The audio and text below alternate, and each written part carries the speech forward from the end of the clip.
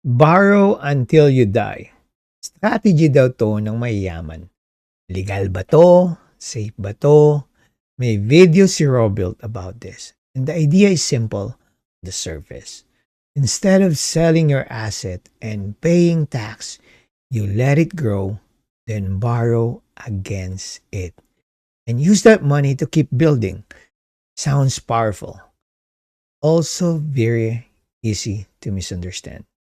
So, in this video, hindi ako nandito para sabihin na ito ang secret shortcut sa yaman. And hindi rin ako para i-romanticize yung debt. What I want to do is to look at the logic behind this strategy and understand why wealthy real estate investors talk about it. Because the core idea is real. In the US, borrowed money is generally not treated as taxable income because you have an obligation to repay it. That's an actual IRS principle. But the way people use that principle in real estate is where things get more complex.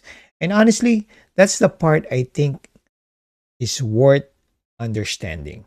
Kasi minsan, hindi mali concept. Pero mali lang ang execution. From how I'm looking at this topic, the strategy works in few or broad steps. First, buy an asset that can grow.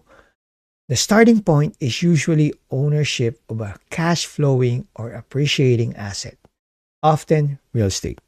The reason real estate is central to the strategy is because it may offer cash flow appreciation, and in the US, depreciation deduction for rental property. IRS guidance confirms that residential property can be depreciated and that depreciation is a real part of the tax treatment of rental real estate. So the basic idea is not just borrow money randomly. The idea is own something first that has value and borrowing power. Second, borrow instead of sell. This is the heart of the strategy. Instead of selling the property, triggering a taxable gain, and resetting the gain, the investor borrows again the equity. Why do people like this? Because in general, loan proceeds are not taxable income in the usual sense, since they come with an obligation to repay. That's a basic IRS rule. So in theory, the assets stays in place, you don't trigger a sale, and you access liquidity without realizing the gain. That's the appeal. But of course, the missing part in the hype version is this. The debt still has to be serviced, and that matters a lot. Third, use the debt carefully. The strategy only makes sense if the underlying asset or overall portfolio can support the leverage, because debt is not magic. Debt is pressure. So if the property cash flows well, if rates are manageable, and if the investor has margin and liquidity, debt can act like a bridge. But if the numbers are weak, then debt stops being a bridge and starts becoming a burden. And I think this is where many people get misled because the concept sounds sophisticated, but the math underneath still has to work. Fourth, tax treatment is part of the attraction.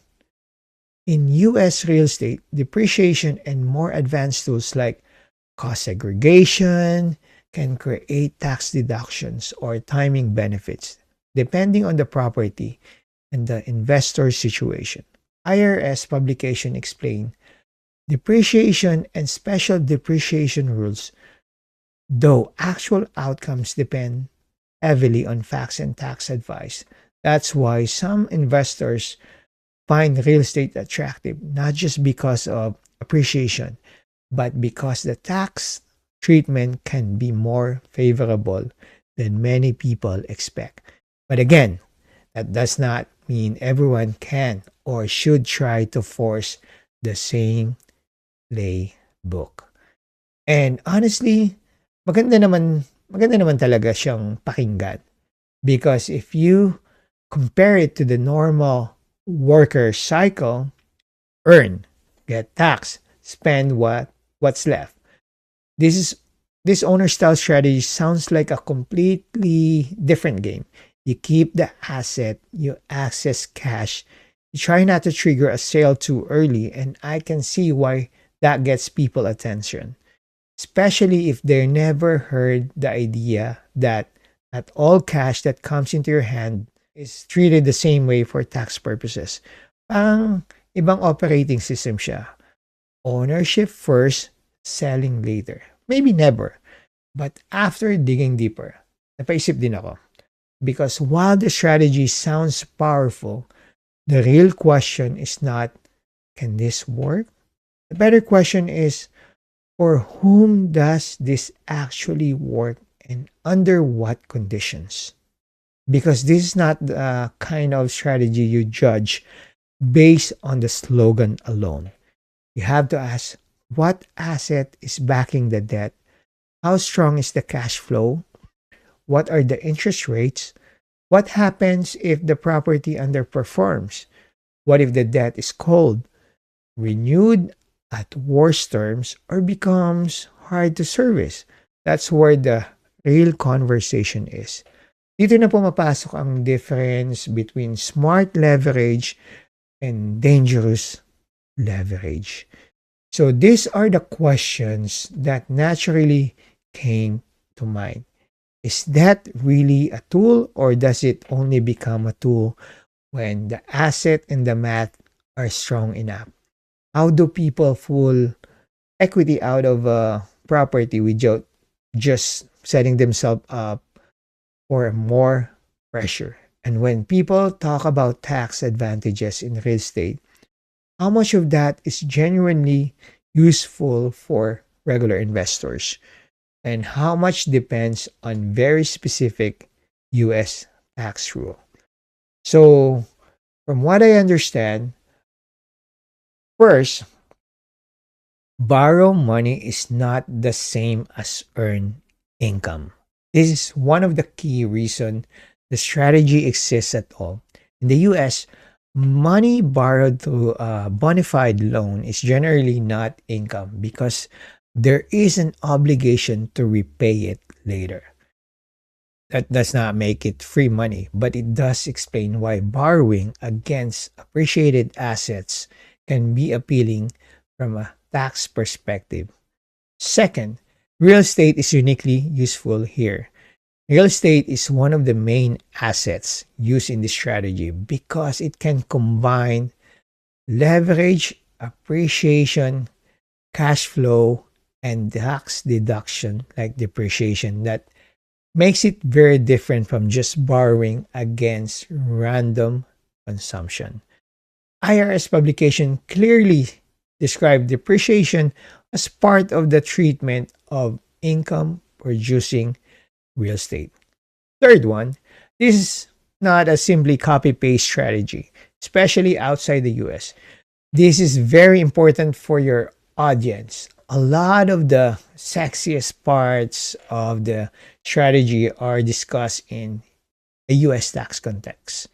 Here in Canada, yes, borrowers can access home equity, and federal consumer guidance explain that institution may lend against equity, often up to 80% of the home's value. But tax deductibility depends on use. And you generally can't just assume all borrowing creates the same tax result.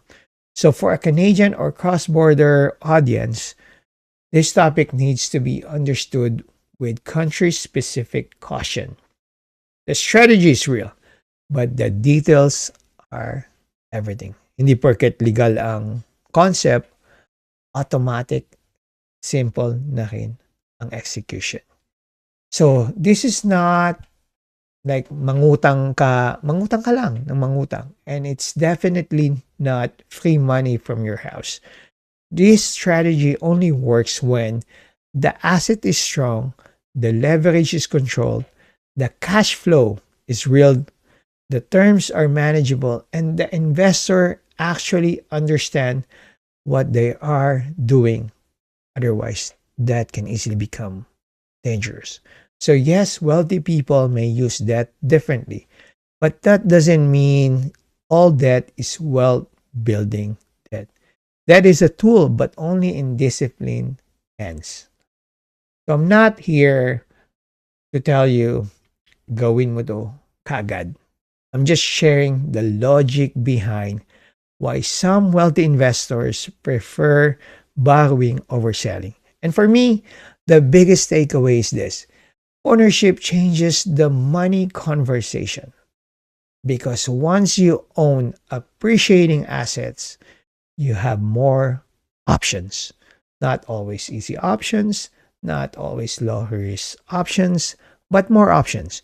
And I think that's really the heart of the strategy. Not tax magic, but using ownership and leverage more intentionally. Hindi porket pwedeng gawin, ibig sabihin dapat nang gawin. But it is worth understanding. If you want to learn from this topic without doing anything reckless, start here. Step 1. Know your actually equity if you own a property. Understand how much equity you really have, not emotionally, but mathematically. Step 2. Understand the cash flow. If you're thinking about borrowing against an asset, ask whether the asset or the next asset can realistically support that debt. Step 3. Understand your tax system. If you're in Canada, the US, Philippines, or somewhere else, don't assume the same strategy works the same way everywhere. In Canada, interest deductibility and home equity borrowing rules are specific and depend on the facts. Ikaw, especially yung nasa US, when you hear the word debt, do you automatically think danger?